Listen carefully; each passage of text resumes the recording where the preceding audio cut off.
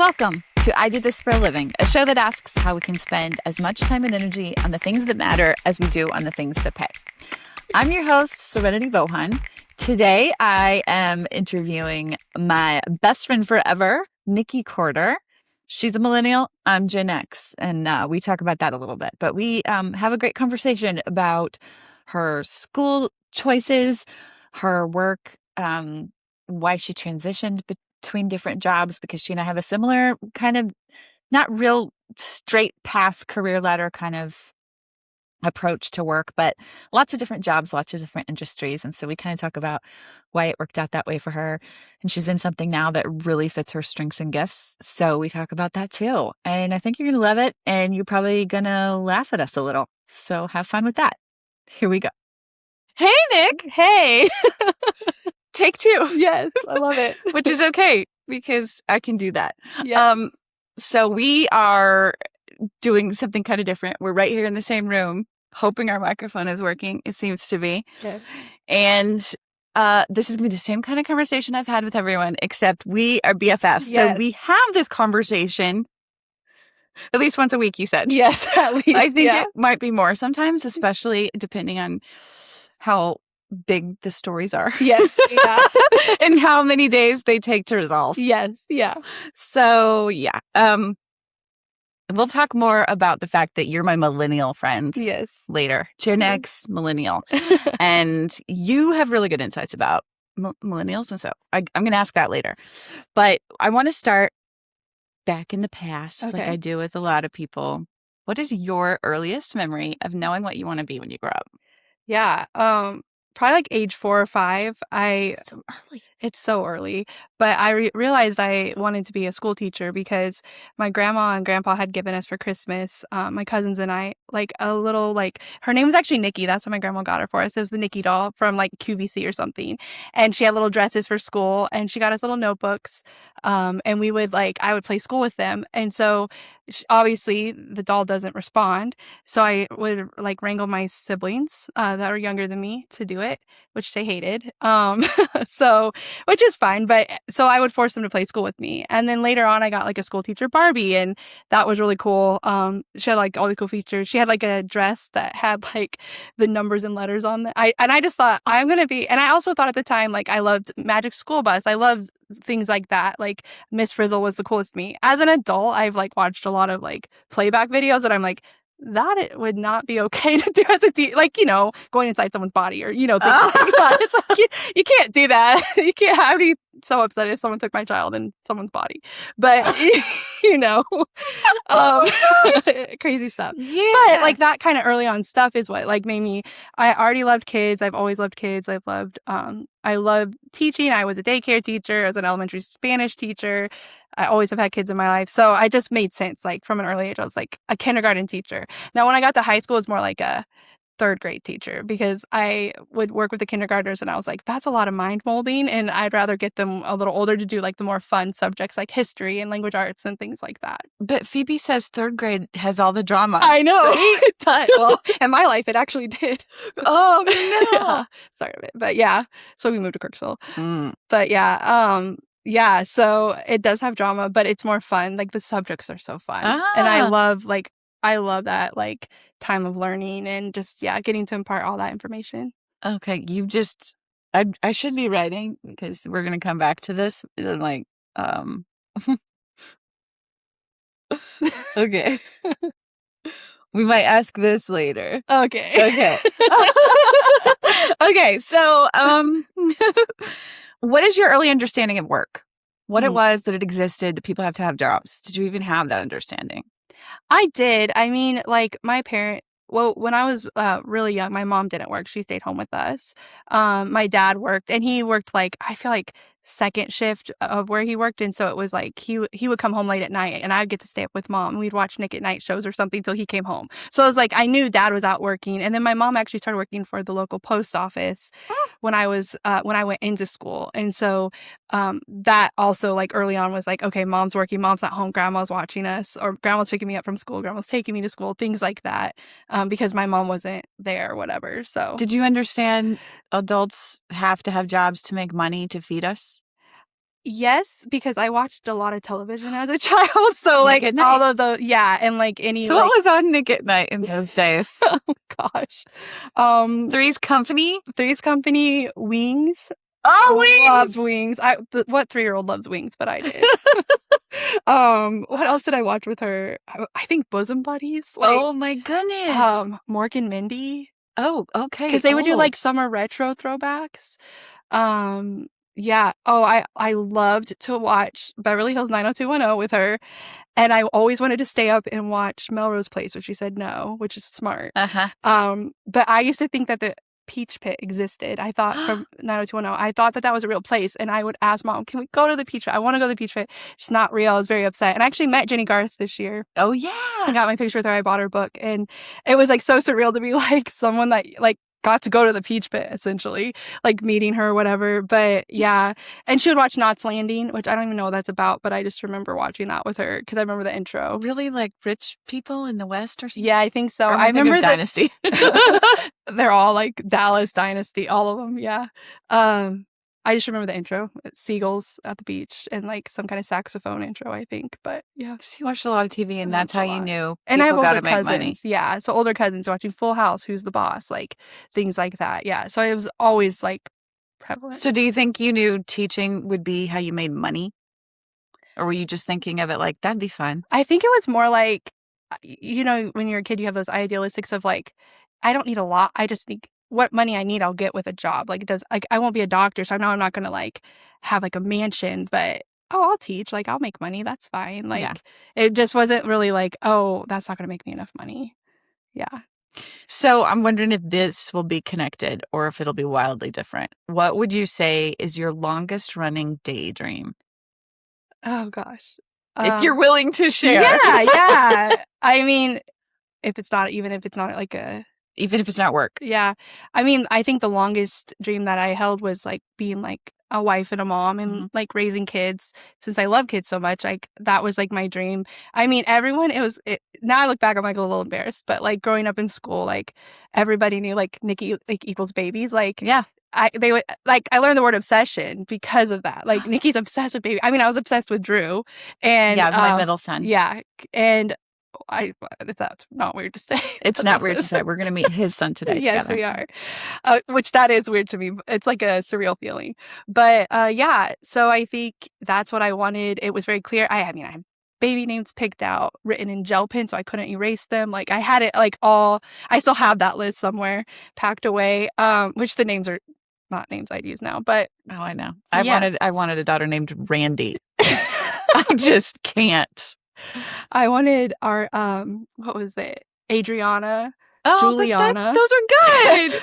And I wanted them like I thought all of them like I'll just do all those names like have Anna at the end of each name or something. Oh, because it's the beginning of yours. Your real name is Anastasia yep. Nicole. Yes. And you've tried to go by Anastasia sometimes. Yes, and it didn't fly. It for didn't. You. It didn't feel like you. Yeah, surprisingly, I never felt like a Nikki. But then when they went to Anastasia, I was like, I'm a Nikki because it's so familiar now. That's how people know me. Like if you know me, you know that I don't go by Anastasia. So do people call you Nick? Yes, and I love it. Okay, I think I have a lot of. I was like talking to my mom about that this morning. I was like, I have so many names. Nin. Like Nin. Nin is like my favorite. My sister's kids started out with Ninny and Nin. Like Sophia just shortened it to Nin. And then all my friends who've had their babies, their kids call me Nin. And it's like hearing them say, Nin, it's Nin. Like these little 2-year-olds, like melts my heart. So that's my favorite. And then the family that I lived with, they call me Nay. And so I love that as well. Any kind of little nickname though. I have a friend who calls me Nikolai. Like just like fun things like that. It's special to me. Oh, I like Nikolai. They took that. Okay. Well, you could use it. Did you ever have someone tell you what you should be? Even in a just pleasant way, like, oh, you should do that because you're good at it, or bad, like, this is all you're good for. This is all you've got. I'm sure. I mean, I feel like, yeah, I mean, teaching, obviously, because like I said, I taught in the church school, like that I went to. I do have I'm good at that kind of stuff. So that was always a go-to. But I mean, even like, I love publishing. I love proofreading is like free time fun for me. I You love to do it. I weirdo. know. I love it. And it's one of those, I know in my heart if it's right or wrong. It's like I verify it with the rules of grammar, but I love it so much. So because of that, like a lot of people have said, like, have you thought about going into this? Have you thought about doing freelance? And I'm like, yeah, but it's a lot of friends and I hate asking for money. Like, so I do a lot of it for free if I've done it in the past, but also like it's work. It's work. I wonder if it's one of those things, like if it brings you joy, do you really want to monetize it? That is a big part of my work thought process anyway. Yeah. It's just I enjoy it. And also when I have done like jobs where people I don't know have paid me, which is I mean it's great money, but at the same time I'm tied into like deadlines and having to get this done, and sometimes my weeks are just busy or I can't stare at a page another minute. And so it's nice when it's just kind of on like a flow of like, yeah, I'll take a look at that, I still get it done, but it's not the pressure of, oh my gosh, I have to sit on this beautiful Saturday for 8 hours inside and try to proofread this document. Because I'm old school. I like to proofread like hard copies and make my notes, and then You tree killer. put them in. Just kidding. I'm just kidding. I'm glad you brought up obsessions earlier, because that's another. I do think you and I both have a tendency to obsess about the things we love. And so I might ask you like what you're obsessing over lately. Okay. Wanted to be a teacher. That never really wavered through junior high and high school, right? There was a brief period in high school where I thought I wanted to be a nurse. And then I had a conversation with a doctor about nursing, and I realized, what was I can't be a nurse. Yeah.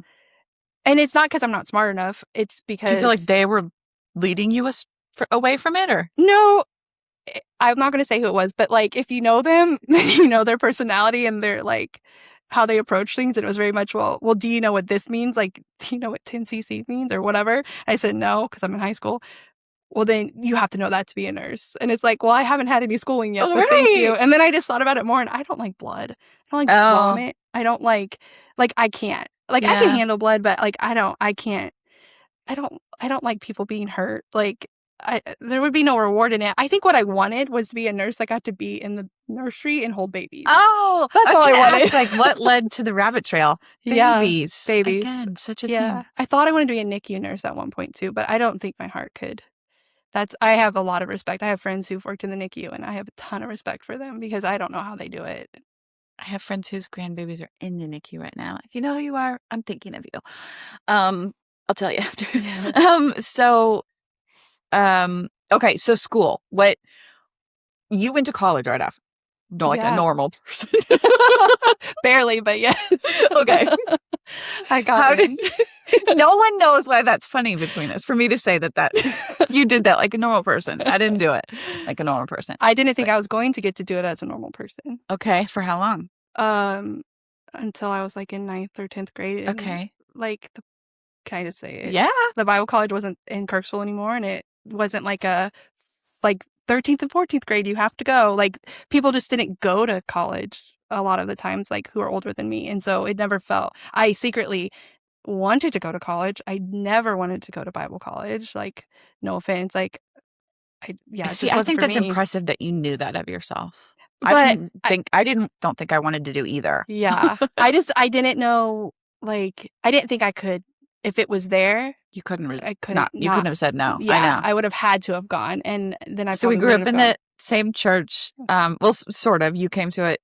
Again, we're different generations, several years apart, many, but But we did grow up in the same, and it had a Bible college that was sort of just assumed and expected for everyone would do after high school. Like an extension. So about 9th, 10th grade, it left town, the college. It left when I was going into 9th grade.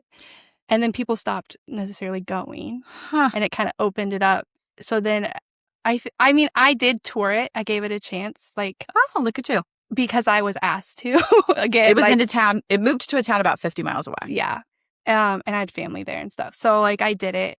But I knew I wasn't going there. I just kind of did it because it was like I got invited, and I was like, yeah, I'll go see my cousin. Like, that's fine. But yeah, the only thing I wish I would have done is like, I went to Truman, which is great. Truman's a great school. It was not easy. It was a good education, but I didn't try to apply anywhere else. I think Yeah, I know that feeling. it was like the world had opened up to me, but just like a Only this sliver. far. Mhm. I Like, know. I'm still here. I'm still tied. I'm still rooted in this. Now, I mean, there's parts of me that's like, I was naive back then, and I really didn't know the world at all because of our upbringing. And so it would have been hard probably to move away. But sometimes I do wonder, like, oh, what would have my life been like if I went to Mizzou or if I went to a different state or whatever? Well, like in the East Coast, this is an interesting topic to me because we have this kind of church world that created an idea of what we were going to do, which was Bible college. But that sort of changed for you. But you still, to me, had what I would call a very rural small town where we didn't think very far outside. I don't know if I can blame anything on anyone for that, but like I read Michelle Obama's book, her first book, and she grew up in Southside Chicago, poor, but she was pretty early on put into this prep school on a scholarship kind of situation, and she freaking went to Princeton. And in my head, like I didn't even hardly know Princeton was a school that people from the Midwest would actually go to. Yeah. I just didn't even think outside our little world going to a state school or two. I know. And it makes me feel a little like, what if I had a bigger world? Yeah. So I know what you mean. Okay, so how did you decide what you were going to go to Truman for? Truman State University is in our town, liberal arts university. Actually, as you said, a great school. Yeah, it is a great school. I think its hardest hardship. The biggest part of it is that it's in Kirksville, which is the biggest drawback, I think, to people, but because it's such a small town. But some people like that. I think for me, actually, it's funny. I thought, because this is like, I'm like at the tail end of like, you didn't go online to register your first semester. You filled out your application, you got accepted it, and then they sent you like a piece of paper in the mail, and it was like, these are your classes for the first semester, and if you want to change them, call us and like look it over, and then if you need to change anything, so they like would pick your first classes based or whatever. And I had noticed that they had made me an English major, and I had said undeclared, and so because I was like, I don't know what I'm going to do. I want to go into teaching, but I don't know what I'm going to do. Because also Truman has a great master's, or I don't know if I'm assuming it still does, had a great master's program. I mean, it's originally teacher's college anyway.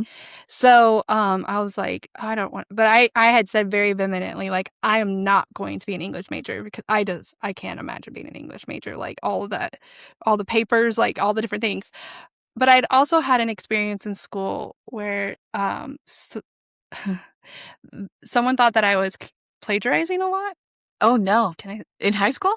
And junior high. I wasn't at all. So there's like this thing going on with that, which I think really hurt like how I looked at, like, I'm not a writer. I can't write. It was only one person, and but they would make me rewrite papers. And so I really like, haven't I ever told you that? I don't know. It sounds familiar, but I can't think who it is. So. Well, later I'll tell you. Okay. And so because of that, it is what it is. Like, there's a lot of other like when that breaks my heart hearing. I did it with my kids too. One of them was accused of cheating once. It was not even a realm of possibility, and so it's so devastating to be falsely accused. Yeah, and so really really, how do you stand up against it? Right. Like, I mean, I was citing sources, like, because we were old school back then. I mean, we had Ask Jeeves. I did not start using Google. I don't even know when I started using Google. I was in college for sure. But I had that. I had encyclopedias. I had my sources from the library, things like that. But yeah, actually, I did. I had to write a paper one time for that teacher, and I actually I put a citation after, but it was MLA, like after every single sentence, and if it was my own thought, I cited myself because I was so like over it. Trust me, bro. It's me. I promise. I'm smart. It made the paper longer, So then there was a little battle of the wills with that, where I didn't get it back right away. I got it back in June after the school year was. I had to go pick it up. You little rebel. Were you being passive aggressive? I think I was just being like enough's enough, but I didn't know that at the time. I think I was just frustrated because it had been going on since 7th grade. And I literally like didn't know how else to say. I didn't really have a voice. So I was like, I'm not plagiarizing. And like my parents didn't think I was plagiarizing, but they didn't know what else to do either because I wouldn't have gotten a grade.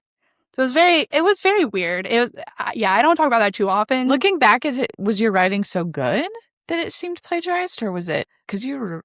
I mean, I would say sitting here, like, just from memory, being like, I don't think so. But I actually have gone back and looked at papers that I've written, especially even in college. And I'm like, I wrote that. Okay. I wrote that. I will like, say another good. thing about you. You have a steel trap memory. I do. So it's possible that you like just inadvertently spilled onto the page things you'd heard, but probably. But like, I was so worried about plagiarism. Like,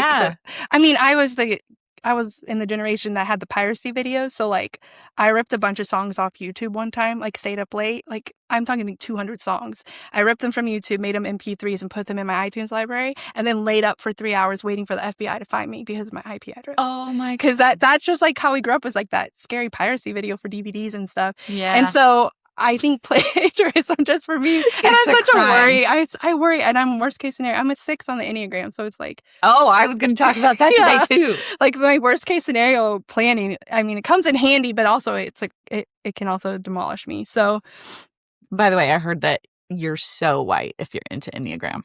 Oh, I just heard that the other night. I don't know. Well, I mean, it tracks. Okay, so you were not going to be an English major. This is how our conversations go, by the way. It's just all over the place. It's just the way it is. Yeah, so I was like, I'm not going to be an English major.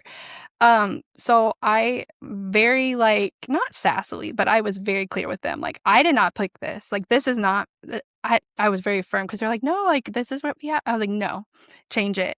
So they're like, what do you want to change it to? And I said, I don't know. And so I went, Truman had like Truman Week. So you would go like, in whatever major you picked, you would go into one of those classes. Usually if you had like a 100, 200 level class of that. A friend of mine that I met who was also a commuter, she had she was going to be sociology, anthropology. And I was like, I like did not understand what that meant at all. And I was like, I like learning about people and cultures, and there's way more to it than anything I thought it would be. And so I went with her. I went to one class and I was like, I don't want to do this. Like, I was like, is it rude to like walk out? Because I already know I don't want to be like, I don't want this teacher to see me and be like, okay, this person's in my class, because I don't want this. So then I switched to psychology, and I had no idea. Yeah, I was a psych major for like up through the end of my fall semester of my sophomore year. Oh my gosh. Yeah. And I worked for one of my psych professors. I really liked her. She's very sweet.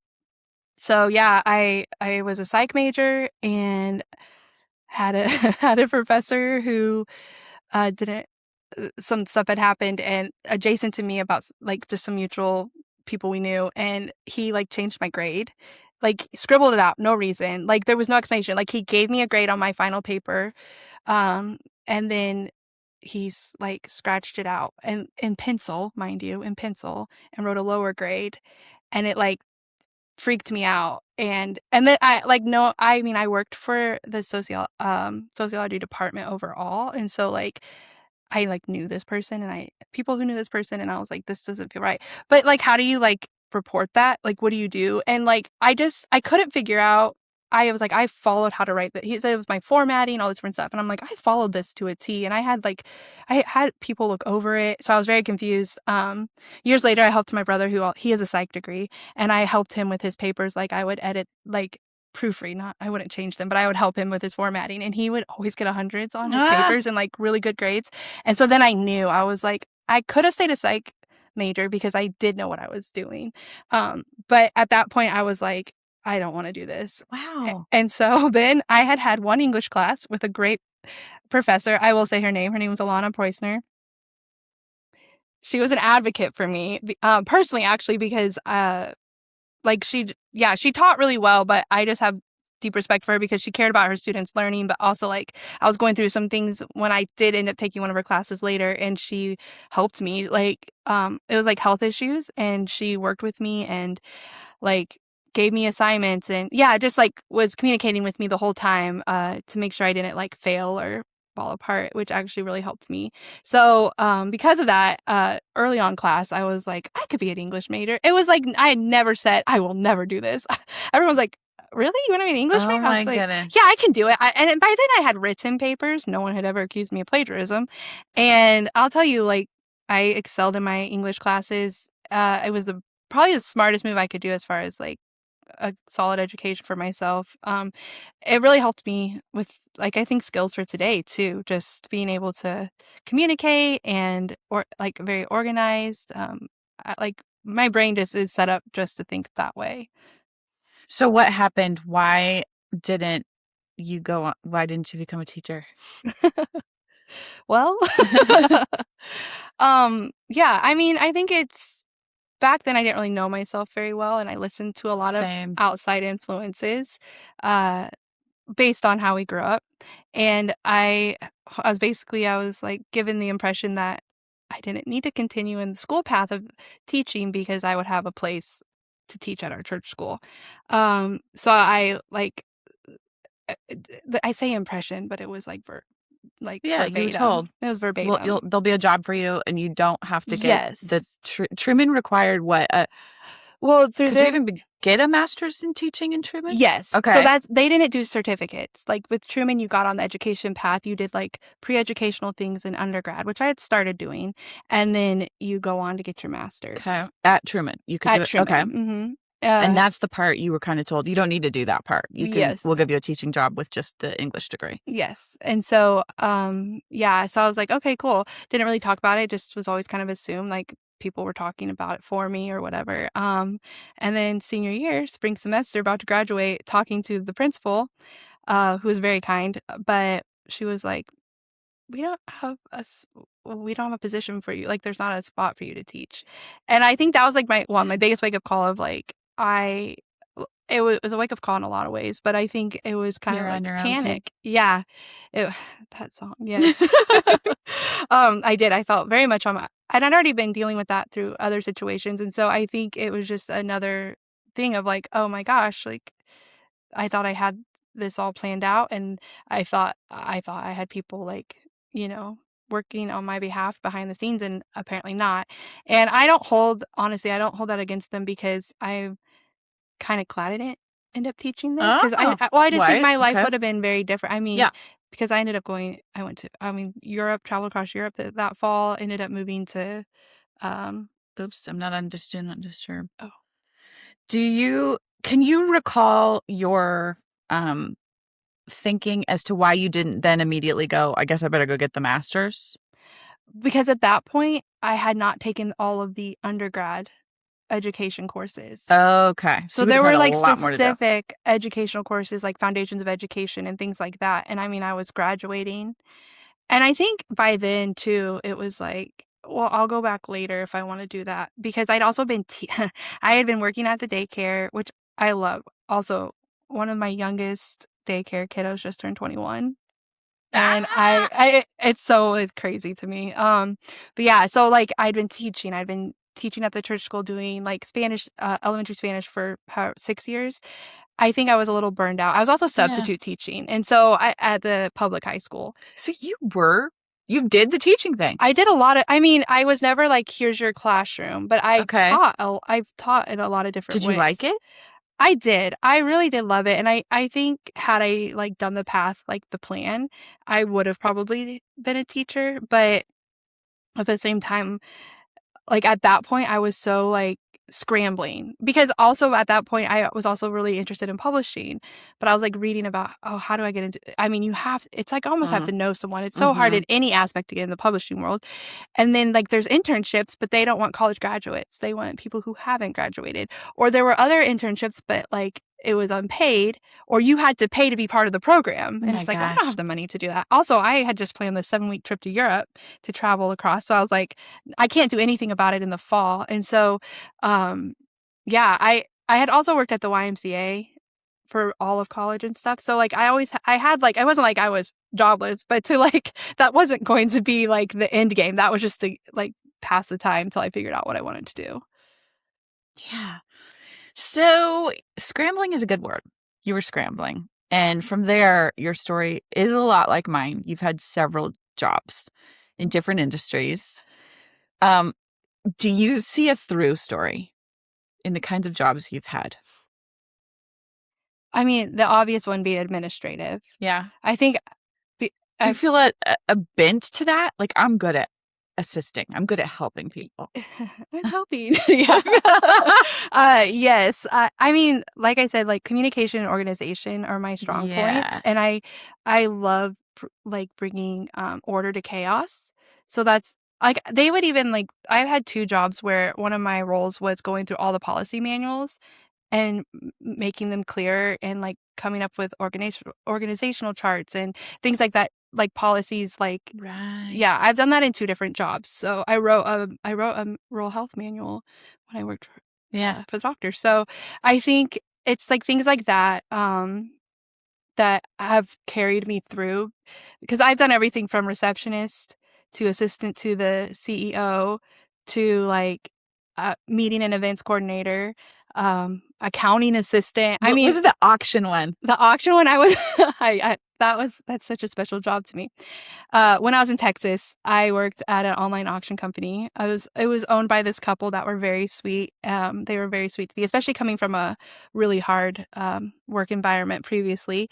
And it was just online auctions, and I was their online auction manager. And I was in Old Fort Worth, and I would just go to the office, and we had a warehouse. Antiques and stuff? It was a little bit of everything. So they had some good clients, and like we worked with heritage auctions. So like if it was over a certain threshold of cost, then we would like give it to them because they would do better with it. But like I mean myself, I got some very cool things out of that, like a 1964 brooch for My Fair Lady, like costume jewelry. I learned a lot about costume jewelry and other things and how to assess and how to. It was a really special time. I have a bracelet from the 1939 World's Fair, and it's like a little booklet with hand painted of each like area of the fair. Yeah, so I have some pretty cool things. My wine glasses are from Tiffany only because I got them through the auction. So yeah, that was like probably that was one of my favorite jobs. Wine glasses from Tiffany and Company? Mm-hmm. Oh my Yeah, God. they're huge, and I hate using them, but I will never get rid of them. Probably. I told Michael that's one thing. He took me to New York. Yeah. I can't believe. But if he ever takes me again, I got to buy something from Tiffany. Yeah, it's just a thing. It's probably going to be whatever they bought in breakfast at Tiffany's. Was it a phone pin? Oh no, they ended up having there was Wasn't it a paper clip or something? No, it's a phone pin like on the rotary. It was like the little dialer thing, but instead of buying that, they just paid to engrave her ring. Okay. If I remember correctly. Well, my first time in New York, I went to Tiffany. I was put in their registry because I bought. I went online beforehand. I'm like, there was a ring I wanted that was a little pricier, not like an engagement ring or whatever. Although my favorite engagement ring was from Tiffany back in the day. This ring wasn't available, thankfully, because I would not have worn that. But I got the cheapest thing off the website. I went in and I went to this level that's all the home stuff, and they had a double deck of cards, $32. So I purchased, and $32, and they still wrote my name in the regry, and I still get their emails and everything. A deck of cards, Tiffany, is paper and ink. $32. And I'll tell you, the cards are also special because since high school, since travel, every time I would travel, my souvenir I'd get for myself would be a deck of cards. I have like 20 decks. We used to play cards a lot too when I was in school. Oh yeah, Nerds is a game where everyone has to have their own deck of cards. Basically. Or Dutch. It's like Dutch Blitz too. We play that, but that's like an Amish game. So yeah, that's what I have from there. Okay, so the auction thing you said because you moved to Texas. So is that what kinds of things led to job transitions for you?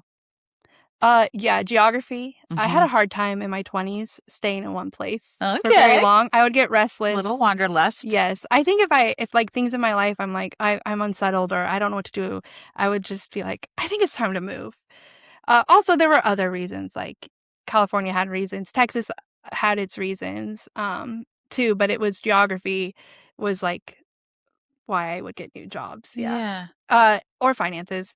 Sometimes Like it you was needed like more money. I needed more money, and I loved the jobs I had, but it was like time. It was like I have to like think, and also like I mean, even in like St. Louis, like I worked for the church and I loved that job. But I started working there pretty soon after moving to like a year after living in St. Louis or so. And so because I'm very involved in my church community and I love them so much, but I didn't really have a community or know anyone outside of that because I'd met them pretty much when I moved there. So for me, that to switch to Watch You was because I was like, I want to know more people in the community.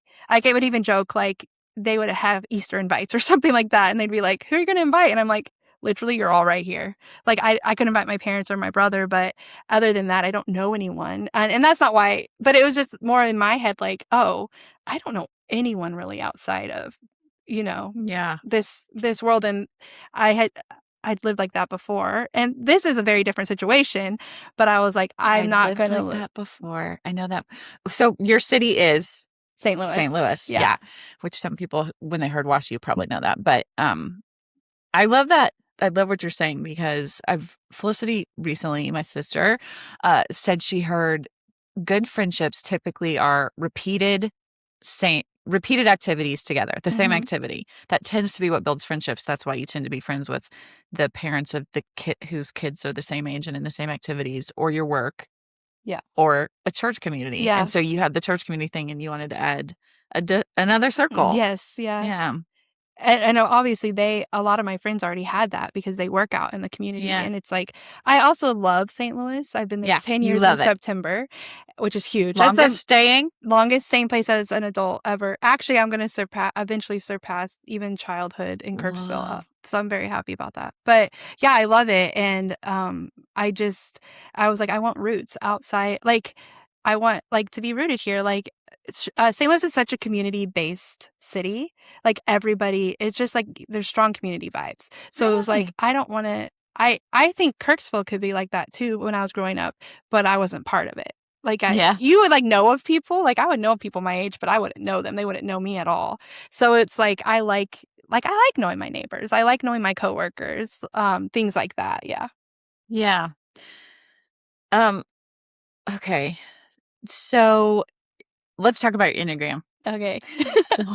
I don't really know Enneagram that well, but you are a 6, which is like loyal. Yeah. I thought you had like a security safety need. It is. It's like there's like the loyal. I always go to loyalty first because that's positive. That's the positive, and that's the thing that I hold on to, and that's probably one of my higher standards that I have to like adjust in friendship because I have high standards for that.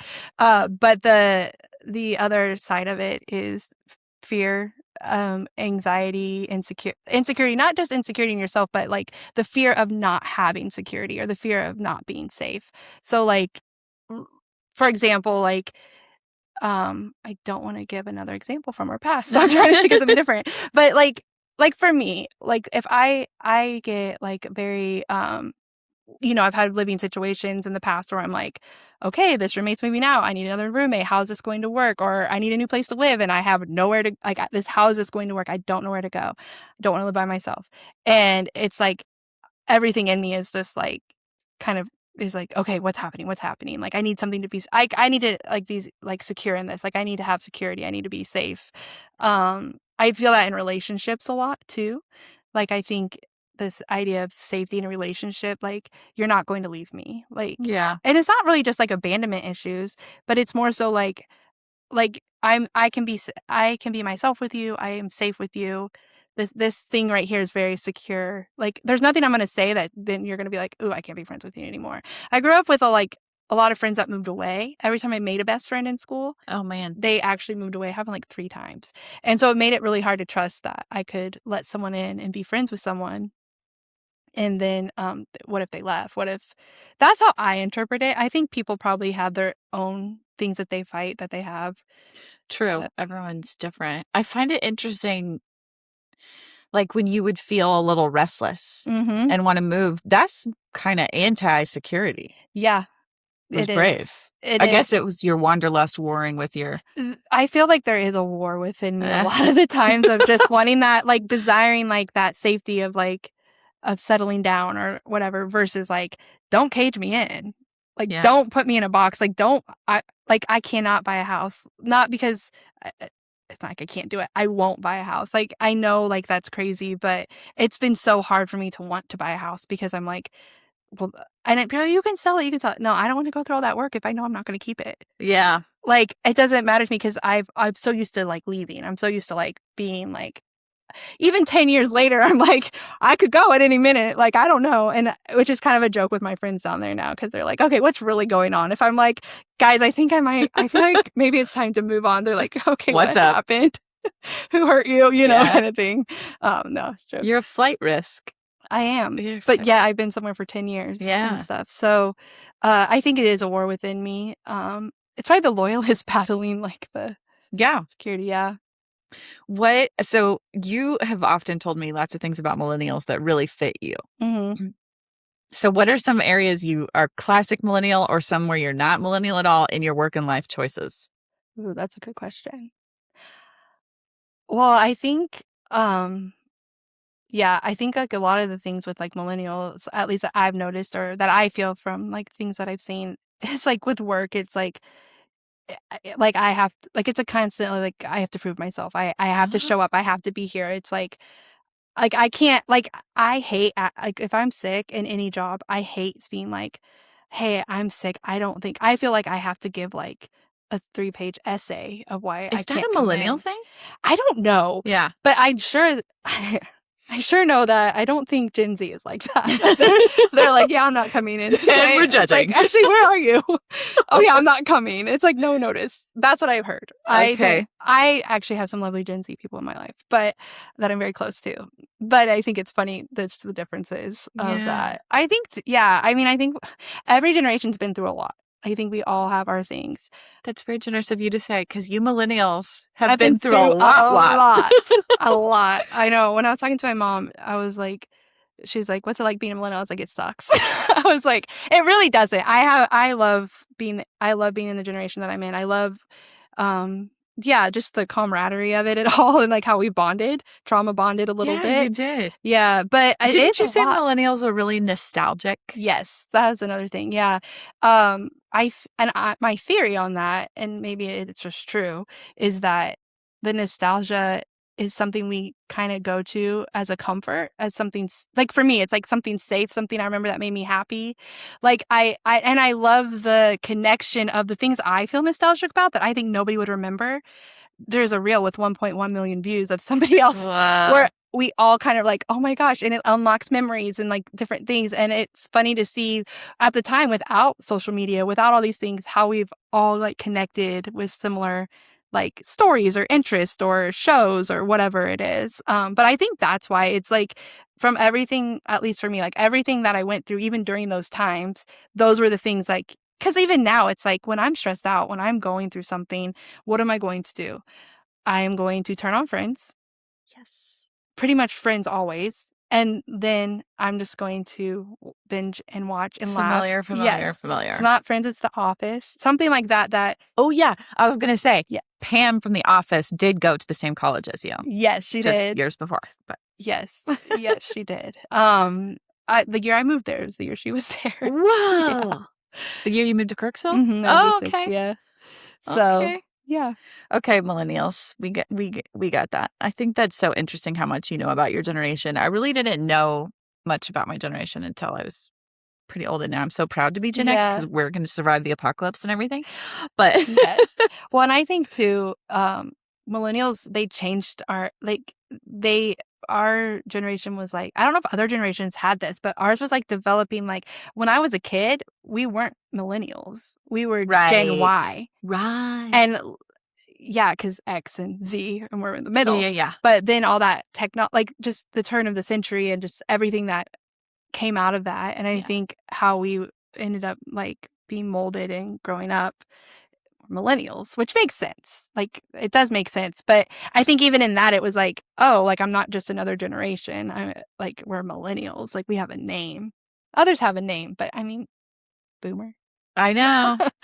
Yeah. And now, what did Simone say? That my first grandchild is the first year of beta, Oh I my think. gosh. Gym beta. Yeah. So I feel like I'm still learning about the alphas. yeah, okay. You So talk about a ruthless generation. 2025 is not alpha, it's beta, right? Yeah. Yeah. Well, alpha's already happened. Yeah. So because most of my nieces and nephews are alpha. I feel like they'll get names too, though. Eventually. Probably. Yeah. But Gen Z still did is not. just a Gen Z. I think. Nothing that I've heard that I've wanted to remember. I don't really interact with that very much. Okay, let's talk about the most boring thing, but not. But what do you do for a living right now? What's your job? I am a meetings and events coordinator.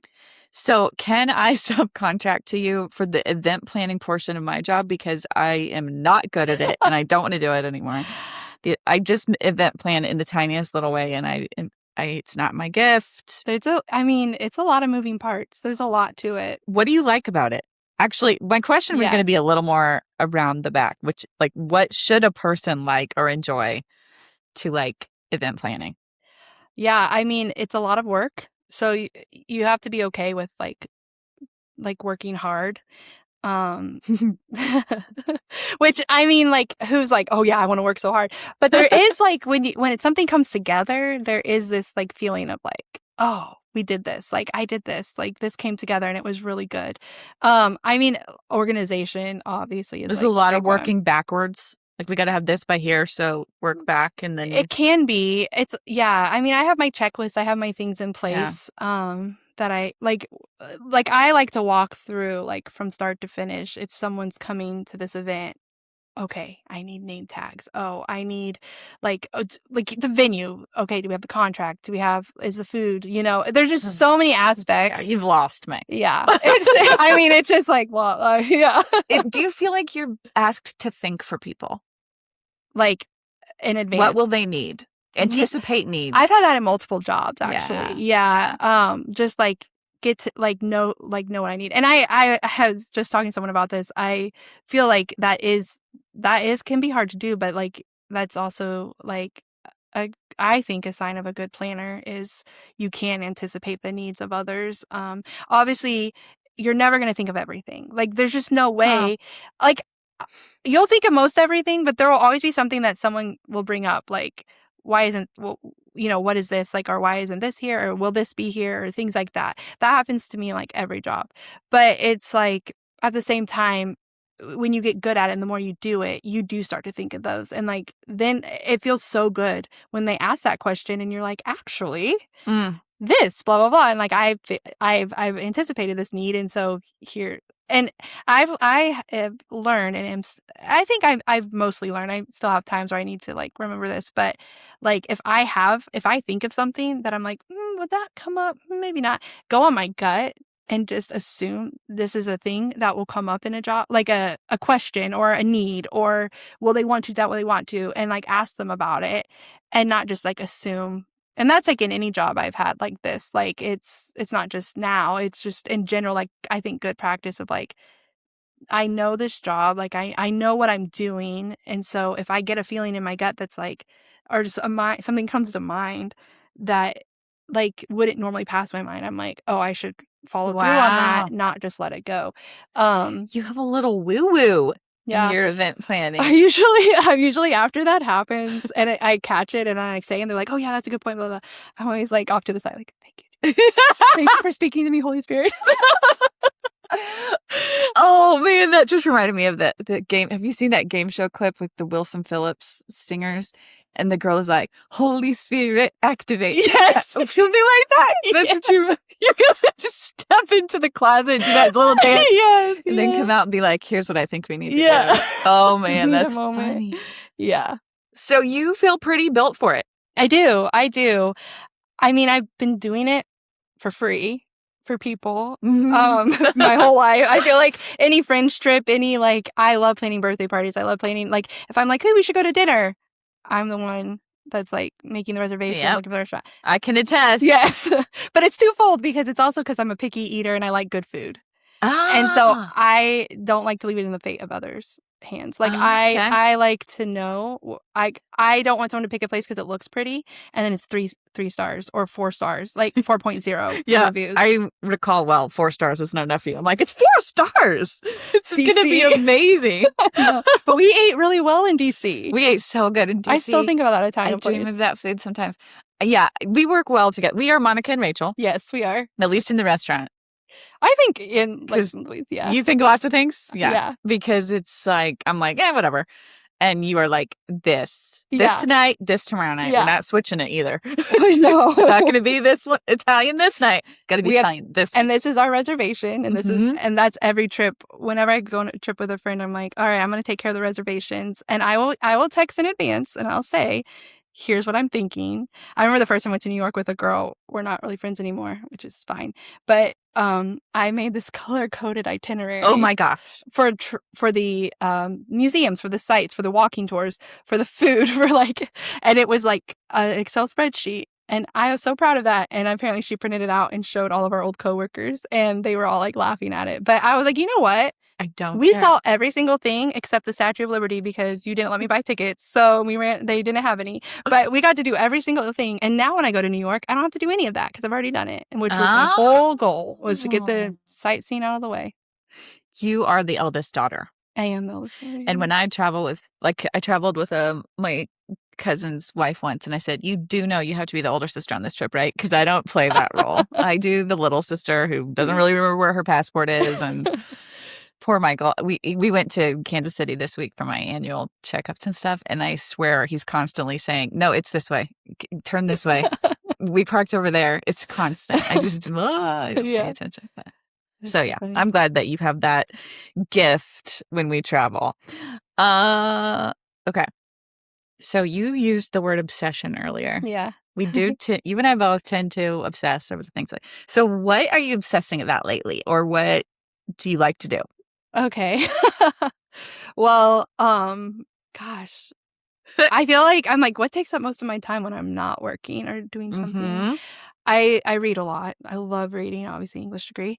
My coworkers and I, like 2 of us randomly were reading the same series, and then the third our other coworker, she joined us. Oh wow. So we've been reading this series together. Now I took a 2-month break, which because it was a tandem read, and I was like 1,002 pages altogether. I was like, I going back. I need a different world. Then I just gave it up, and I was like, I'm just gonna read them in order. So I just and then I got them done. But so I've been reading that. It's like a fantasy series, and then so that's been good. And then also, I love quality time is really important to me, and so I think I've been obsessing a lot over just like spending time with people who fill me up and make me feel safe. Is that why you're here today? That's why I'm here today. No, seriously, I was like, and it's your birthday weekend. Happy early birthday. But I also, it's a big one. That's also why I wanted to be here. But yeah, like I think spending time, like my friends, they all had babies 2 weeks apart, like 3 of my friends, and they're my close friends in St. Louis, like best friends.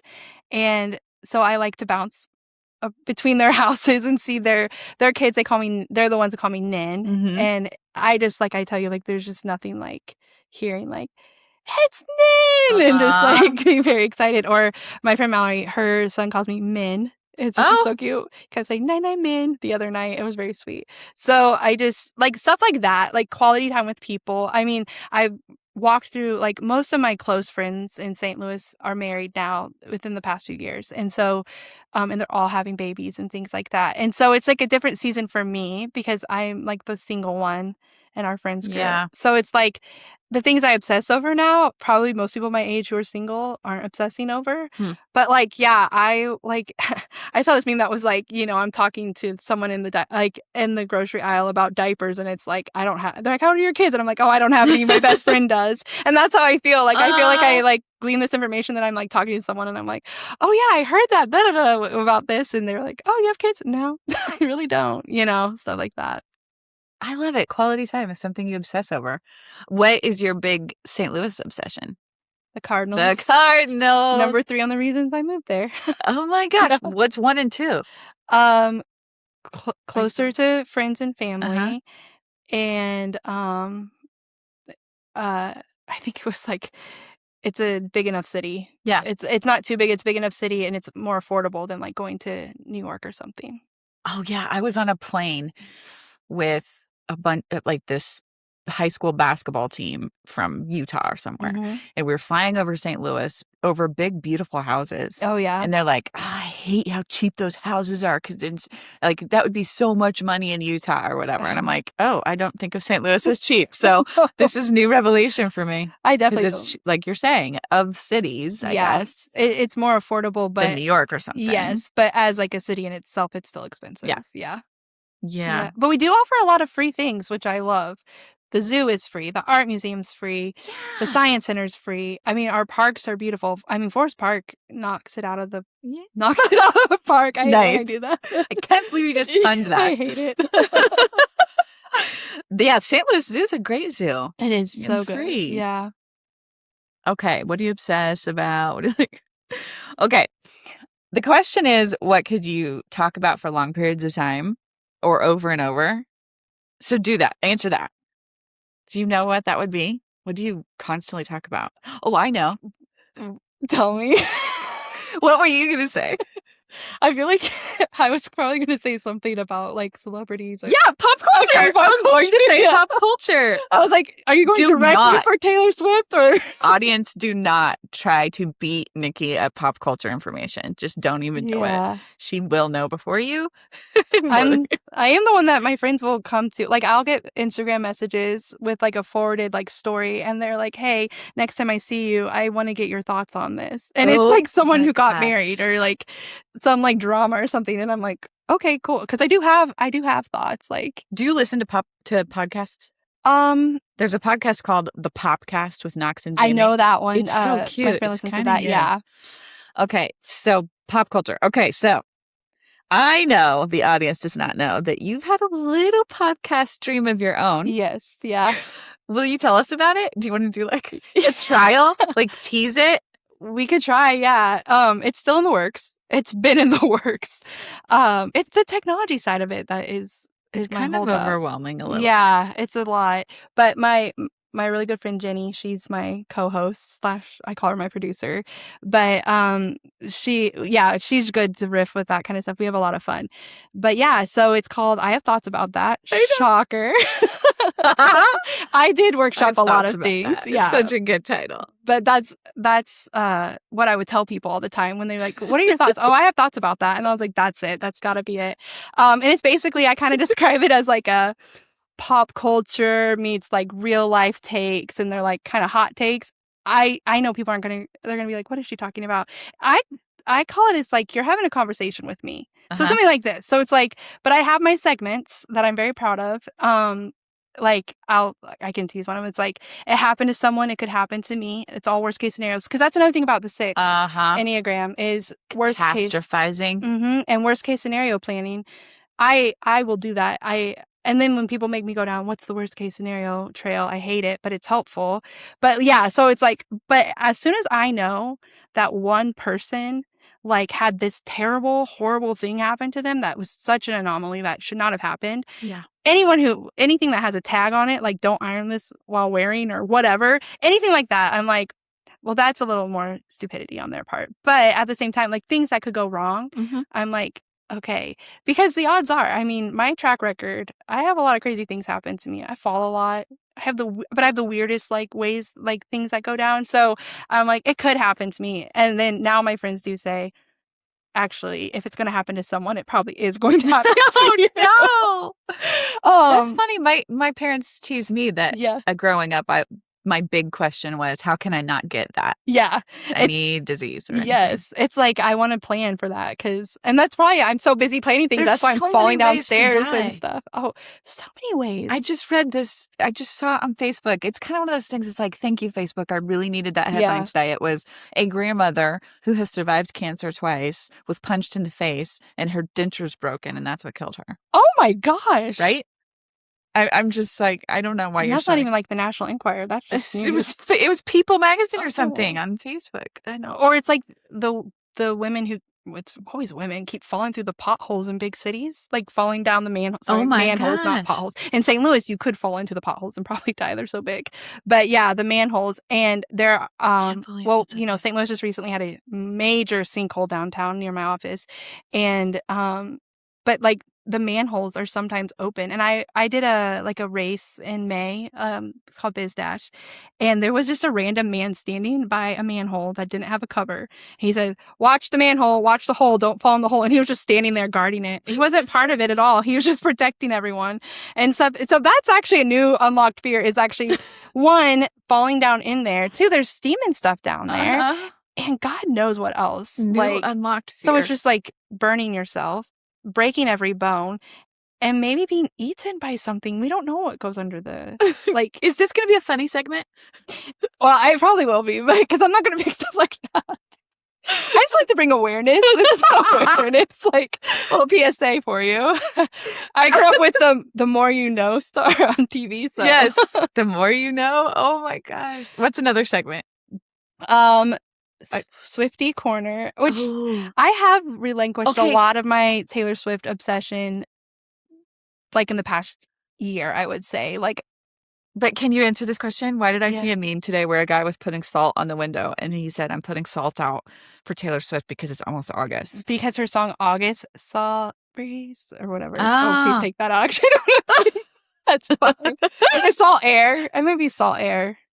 Something like that. That's like the first line. I didn't even get it. I'm like, that's too Swiftie deep for me. Yeah, it was like, it's almost like putting out cookies for Santa. Or, I don't know, mom's skull for like candy or whatever for Halloween, if you're Phoebe. Did you see the meme? It said, all the people making fun of the Swifties for wanting the wedding pictures. And yet this is a woman who wrote the music, the line, the lyric, "I look in people's windows." I know. It's like, well... I know. Well, I heard a theory is like people that I obviously this is all hearsay, but like people are so up in arms about her wedding, not Swifties, but just maybe some Swifties, people in general, that she's like basically not with releasing them, she's withholding them because of people's reaction to the wedding. I would like to say, she's not that, but I mean, I love her music, so I know. Like, I get it. But also, it's like, if that was like the best day of your life or one of the best days of your life, and then you have the whole world. Yeah. Like, I would want to keep it special. Me too. But the only thing is, this was also in the article, and I don't know what I think about this, but apparently, like, her publicist and Christian Dior maybe have had conversations because they wore Dior. I'm assuming Dior thought, they're going to display them because no one's seen her wedding dress. Yeah. And someone was asking me, like, well, why would that be a big deal? Because, like, it's Taylor Swift, like, it's Dior. People are going to want to buy it. I was like, well, people are going to want to buy that dress. People are going to, or something similar. They're going to want to be like her, or his tux or whatever. I think that's my theory as to why Dior would even want them to be released. There's just a side. I don't know how strongly I feel about that, but... I don't know how strongly I feel about that, but it's information. And Swiftie Corner, the T is TEA with a little tea bag cup. Like, cute. Because it's the T. Oh, it's the T. Mm-hmm. Are you still thinking of doing a certain celebrity? Please be on my show, kind of. I want to find Yeah, so it all started with a joke. This podcast started as a joke with my friend Shelby because I was talking about how much I loved Andrew Garfield. Yes, who doesn't? Peter 3! Yes. He's just so... He's such a good actor. Yes. And like the way he, like, his mother passed, and like just watching videos of him talking about that, and it's just like he just seems like a very like down to earth, like emotional, like in touch with his emotions, like all this different stuff. So I had a crush on him. Like, yeah. Wait, was that a D or VE? D. It's a D. I had a crush. We kind of started dating weird women. Well, now he's with I can't ever say her last name, but she's the actress who played Joan Baez in A Complete Unknown. Her name's Monica. But anyway, we wanted to, it was called 6 Degrees of Separation from Andrew Garfield, because I said, there is a way I can meet him. I know if I could meet him. He also had that whole chicken shop girl, like, red carpet chemistry going on, and I was like, nope, if she can do it, I can do it. And so Shelby said something about starting a podcast, and then I was like, okay, I will just like have a friend of a friend of a friend, and then we'll get to his publicist, and then we'll eventually get to him. Right. Like, I was like, we can do this. 6 degrees. It's like Kevin Bacon, right? Totally. But this generation's Kevin Bacon. And then so that became the joke. That was like, okay, how can we do this? I was like, well, we'll have to have other segments. And then he started dating weird women, and I was like, what is happening with you? And then I kind of moved on from it. So actually, Jenny and I, we did a little like getaway because we were going to try to record, but instead we just did some brainstorming. We were sitting at a Chili's eating, and I just pushed play on my phone and recorded our thoughts and like this. It's like, this is how we are. And so it was like, what's going to come out of this? And we talked about yearning. Like the big thing right now is like men who yearn, or like in stories, or like Jonathan Bailey, or just like different ones like who do that really well, like Darcy. Ugh, people say that, I don't see it as much, but a little bit. It's like a quiet yearning. Gilbert is the yearner. number one, and of course I love Gilbert more than I love any Jane Austen character. So that's like my big one. Yeah. Anyway, so Jonathan Bailey actually though might be the new Andrew Garfield in this plan. Okay. Because he just seems so delightful. Like, obviously, like, he wouldn't be interested in me.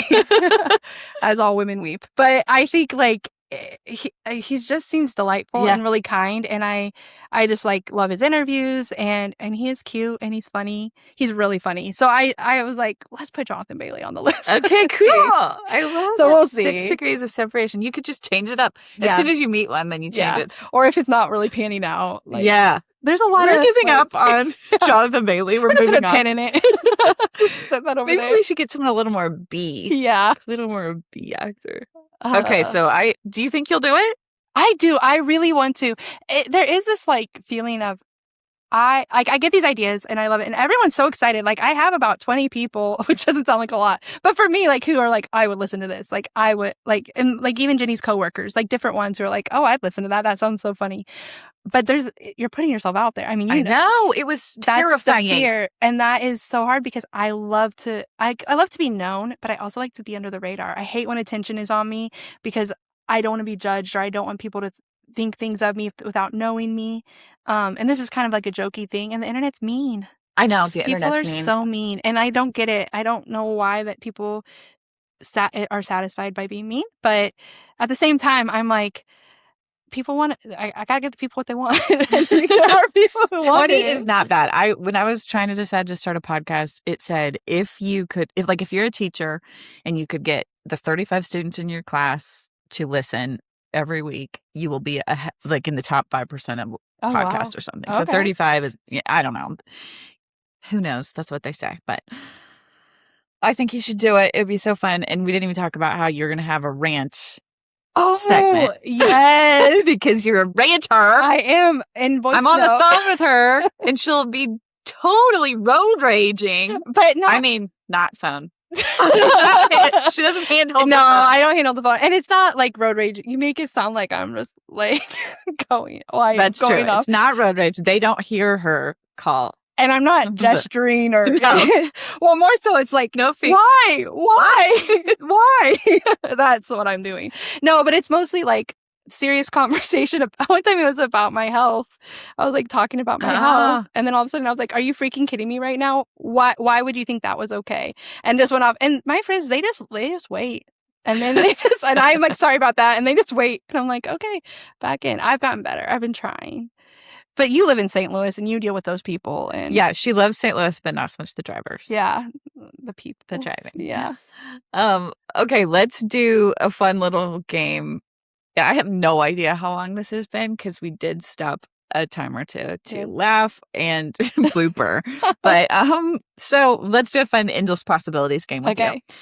What would you do if you definitely couldn't fail? Ooh, that's a good question. Like work or otherwise? Yep. Yeah. If I couldn't fail, I would probably like in the perfect world, I'd probably like move myself up to New York and walk into Random House Publishing and be like, give me a job. Cool. Okay. I would do that. And then I would edit. I'd be an editor. Okay. Oh, I love that. It's a good question to ask yourself, right? Okay. It is. How about if you had one day in the life of a person or a job or a... Oh, wow. Oof. I'm assuming living. No. Anyone? Oh, that is such a good question. It's hard. I know. I feel like there's so many ways I could go with that. Surprisingly, it wouldn't like be a celebrity or anything like that. Yeah. Maybe just an alternate version of yourself. Okay, so I've thought about the multiverse a lot because I love Marvel and all Uh-huh. that, and I'm like, yeah, I've thought about the multiverse and like I've said like somewhere in another universe, if that existed, there's a Nikki. There's a Nikki who has the white picket fence with the husband and kids, like she Mhm. always wanted. And then there's the Nikki who lives in New York who has like the publishing. Yeah. So I think I would just go try to find one of them and be like, Love it. let's not mess up the timeline or anything, or like the whatever the space, whatever it is. Yeah. Time continuum. I don't know all the terms, but let's let me just give you a break. That's the I'll watch hardest your thing about kids. decision making is we can't actually experience each of the Yeah. lives that would happen based on our decisions. But And I'd also say in someone else's life, it's hard because I'd rather just probably if I want to be in their life, I want to be with them. So like Audrey Hepburn. oh yeah, So good I'd be like, point. okay, I'm gonna go be in the life of your director or someone adjacent to you so that I can hang out with you. Something like that. Oh, that's good. That's a really cool take on that. Okay, if you could play one on TV. Anything? I say that after every question. Like, Yeah, like, Charity was a mermaid. oh, she was a mermaid? Yeah, she said, Oh, I think love I'd be that. a mermaid. Oh, that's Laughed so so hard. fun. Yeah. Oh my gosh. Anything on TV? This one's easy for me, so I've never answered. I would be like on Grey's Anatomy or something. Okay. I would, because I have fantasized, should I have been a doctor? I think I should have been a doctor. So I would definitely play one on TV to see if I liked the atmosphere as much as I think. I feel like I would want to be on like a fast-paced show. But I don't do like the serious shows too often, but like Gilmore Girls. Something like that. Early seasons, not last season. I don't touch that or the revival, but that, or I'd say Vampire Diaries, but we all know that I'd be the one that is like an extra that gets killed off. Maybe you'd be the female Matt Donovan. Oh, no. He lives forever. Yeah, but no one likes him. Really? The whole internet hates him. They don't. Did you listen to the Paul Wesley podcast with only Paul pieces so far? Because he talks about how the actor is so great, but he does say it's kind of crappy that Matt just survives everything. Yeah, he's playing. Oh, like the wreck. Yeah. And then what? I don't know why people don't like him, but all the memes are there. All the reels. I don't know why people don't like him either. Because don't we want to survive? We're all human like Matt Donovan. I think he is us. I think because he like botches things too, right? Early on, like he can't accept like Elaine as a vampire, and I think people just like grow up. Like, yes, you got saved, but like she saved your life. Like, get over it. Like, value that. I'm kind of on his side, but I get but he has had. I don't even know how he got there. Oh, what you could play one on TV? Yeah. Okay, last one. If you bumped into yourself as a high school junior or senior and could drop a hint, what would you do? This one might be hard to answer. Like about my life, where we are now. Maybe like make sure you do this, or don't do this, or that list is long. Don't go here. Don't talk to them. No, I think that I would probably actually, because I don't know that my life would have turned out. I don't know how my life would have turned out differently. Like, obviously, like, I always wanted to be married and have kids, and I don't know if that will happen. But like, I think I had so much banking on something like that like, because like I don't know if I said this, but like a career was never in my mind. Like, oh yeah, I want to be a teacher, but it wasn't like people are like, I'm going to go to school, I'm going to become a nurse, I'm going to do this, and I'm going to work my way up. I want to work in this area. I just always wanted to be a wife and a mom. That always felt really special to me. Like, that's just what I wanted. And so being 38 now and being like not having that, I think that's probably something that I would have to prep like high school Nikki for. Like, hey, this is going to happen. But marry rich. Yeah. So win that cute guy. No, I'm just kidding. No. So I think it'd just be more like, but it's going to be okay. Oh.